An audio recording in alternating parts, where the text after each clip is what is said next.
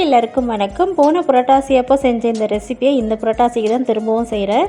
ஒரு அரைக்கப்பளவு பச்சை பயிறு நைட்டே ஊற போட்டிருந்தேன். அது கூட ஒரு பச்சை மிளகாய், 1/4 டீஸ்பூன் மிளகு, 1/4 டீஸ்பூன் ஜீரகம், கொஞ்சம் உப்பு சேர்த்து நல்லா இட்லி மாவு பதத்துக்கு அரைச்சிட்டு இட்லி தட்டு ஊற்றி நல்லா 15 மினிட்ஸ் வேக வச்சுட்டு இந்த மாதிரி பீஸ் போட்டு எடுத்து வச்சுக்கோங்க. ஒரு கடாயில் கொஞ்சமாக எண்ணெய் விட்டுட்டு பிரியாணி ஸ்பைசஸ்லாம் சேர்த்து ஒரு 2 பெரிய வெங்காயம், கொஞ்சமாக இஞ்சி பூண்டு பேஸ்ட்டு, கருவேப்பிலை எல்லாமே சேர்த்து நல்லா வதக்கிட்டு ஒரு தக்காளியை சேர்த்து நல்லா வதக்கிட்டு 1 டீஸ்பூன் குழம்புத்தூள், கரம் மசாலா, தனி மிளகாத்தூள் உங்கள் காரத்துக்கு ஏற்ற மாதிரி சேர்த்து நல்லா வதக்கிட்டு நம்ம கட் பண்ணி வச்சுருக்க இந்த பருப்பையும் சேர்த்து நல்லா மிக்ஸ் பண்ணி விட்டுக்கோங்க. தேவையான அளவு உப்பு, கொஞ்சமாக தண்ணியும் தெளித்து நல்லா மிக்ஸ் பண்ணி விட்டுட்டு லிட்டு போட்டு ஒரு 5 மினிட்ஸ் குக் பண்ணுங்கள்.